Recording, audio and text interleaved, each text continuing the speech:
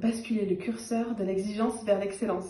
Lâcher l'exigence, ça serait pour moi lâcher peut-être la petite voix qui me torture, qui me dit c'est pas assez, c'est pas comme ci, c'est pas comme ça, que vont penser les uns, que vont penser les autres. Cette petite voix qui veut tout le temps que je sois à la hauteur, parce qu'il y a une part de moi qui ne sent peut-être pas à la hauteur. Et c'est de remettre le curseur vers juste l'excellence, parce que l'excellence, ça me parle et c'est important pour moi d'être dans cette zone de génie, de qualité, et en même temps de ne pas me torturer, et d'être douce avec moi et bienveillante.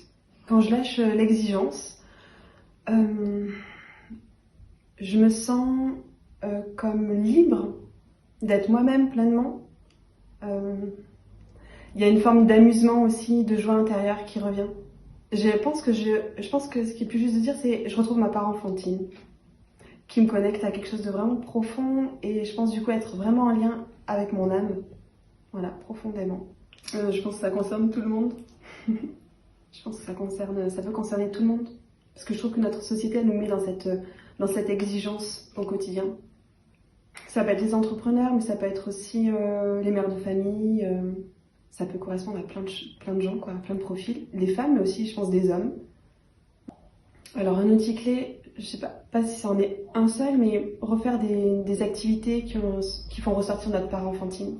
Donc, moi, je pratique beaucoup le dessin.